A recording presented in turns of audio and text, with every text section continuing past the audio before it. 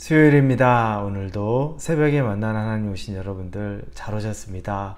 우리 예수님의 이름으로 축복하고 또 환영합니다. 같이 기도하겠습니다. 아버지 하나님 감사합니다. 한 주를 우리가 의욕적으로 시작했는데 또 이리저리 세상의 삶 가운데 우리가 좀 지쳐갈 때쯤 이 수요일을 맞이하며 하나님께서 우리에게 또 새로운 말씀 주시는 것을 간절히 기대합니다. 이런저런 일로 우리의 마음이 조금 무너져 내리기도 하고 또 우리의 상황이 우리를 또 짓누르기도 하지만 그럼에도 불구하고 하나님의 선하심과 신실하심을 붙잡습니다.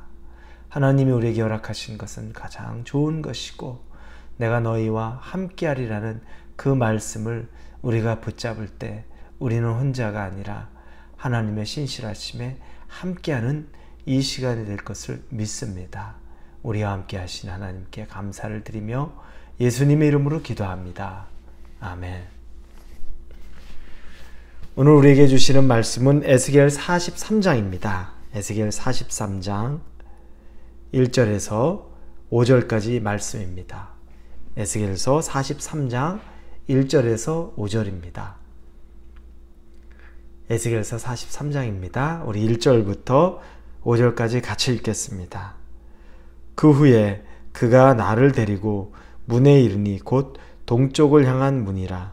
이스라엘 하나님의 영광이 동쪽에서부터 오는데 하나님의 음성이 많은 물소리 같고 땅은 그 영광으로 말미암아 빛나니 그 모양이 내가 본 환상 곧 전에 성읍을 멸하러 올 때 보던 환상 같고 그발 강가에서 보던 환상과 같기로 내가 곧 얼굴을 땅에 대고 엎드렸더니 여호와의 영광이 동문을 통하여 성전으로 들어가고 영이 나를 들어 데리고 안뜰에 들어가시기로 내가 보니 여호와의 영광이 성전에 가득하더라. 아멘. 우리가 읽진 않았지만 에스겔 40장부터 42장까지에 보면 솔로몬이 지었던 성전이 다 무너지고 허물어지죠. 그리고 나서 나중에 바벨론에 끌려간 이후에 나중에 새로운 성전이 만들어지는 환상을 에스겔이 보게 됩니다. 솔로몬의 성전은 무너지고 그 이후에 다시 새로운 성전이 아주 구체적으로 만들어지는 곳곳 성전 내부 곳곳을 하나님의 환상을 통해 에스겔에게 보여주는 장면이 나옵니다.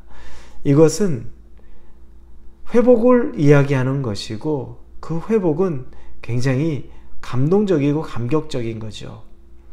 성전은 하나님의 전인데 하나님이 계시던 전이 무너졌다는 것은 사실 하나님의 백성이 완전히 무너진 것을 의미합니다. 여러분, 성전이 무너졌다고 하나님이 무너집니까? 그렇지는 않죠. 그러나 하나님의 백성이 무너져 내리는 것을 경험하게 된 거죠. 그런데 하나님이 성전, 새로운 성전을 다시 만들고 그것을 환상으로 보여주시는 것은 하나님의 다시 새롭게 약속된 것이 이루어질 것을 기대하게 만드는 겁니다. 하나님이 그 임재, 그곳에 들어오는 모습을 오늘 본문에서 보여줍니다. 하나님이 새로운 성전에 들어오시는 장면입니다. 그러니 얼마나 감격스럽습니까? 그곳을 떠났던 하나님이 그곳에 들어오시는 장면입니다. 자, 그런데 오늘 본문에 보니까 1절에 그 후에 그가 나를 데리고 문에 이르니 곧 동쪽을 향한 문이라. 동문입니다. 동쪽을 향한, 성전의 동쪽을 향한 문, 이 동문에 하나님의 영이 다시 임재하여 성전으로 들어오시는 장면이 보여지는 거고 묘사가 되고 있습니다. 동쪽으로 향한 이 문은 상당히 깊은 의미가 있습니다. 왜냐하면 에스겔 11장 22절 23절을 보면 하나님이 동쪽으로 향하는 이 문을 통해서 그 성전을 떠나는 장면이 보여집니다. 하나님이 그 성전을 떠나죠. 죄악이 가득한 인간을 떠나는, 이스라엘을 떠나는 장면인데 그분이 떠나시는 것이 바로 이 동쪽을 향한 문에서 떠나십니다. 그런데 그분이 다시 새로운 성전으로 오시는데 이 성전에 들어가시는 문이 또 동쪽으로 향한 문이 되는 겁니다. 떠나서 그곳에 상처가 있는 거죠. 그 부분을 바라보며 하나님이 그곳으로 떠나버립니다.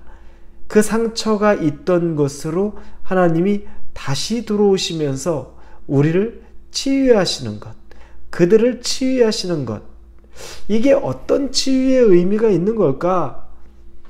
우리는 신약에 보면 베드로를 알고 있습니다. 베드로는 예수님의 수제자였죠. 그런데 베드로가 예수님이 이제 잡히시고 이 대제사장에게 신문을 받으러 갔는데 그때 그 뜰에서 사람들이 베드로를 알아보죠. 수제자니까 눈에 너무 띄죠. 너도 예수의 제자 아니냐라고 말할 때 그가 3번을 부인합니다. 그가 3번을 부인하고 닭이 울자 그가 심히 통곡하였더라. 통곡을 하는 장면이 나옵니다. 베드로는 어부였죠. 우리로 말하면 바다 사람, 강한 사람입니다. 그런 사람들은 좀처럼 울지 않죠. 웬만한 일에는 꺾이지 않습니다. 우리도 요즘에 어부들 바다 사람이면 가장 강한 사람 중에 한 명으로 알고 있습니다. 그런데 그 베드로가 아주 그 강한 사람이 통곡을 하고 울부짖고 있는 장면을 보게 되는 겁니다. 얼마나 자기 자신에게 무너져버린 마음을 느꼈기 때문에 그랬겠습니까?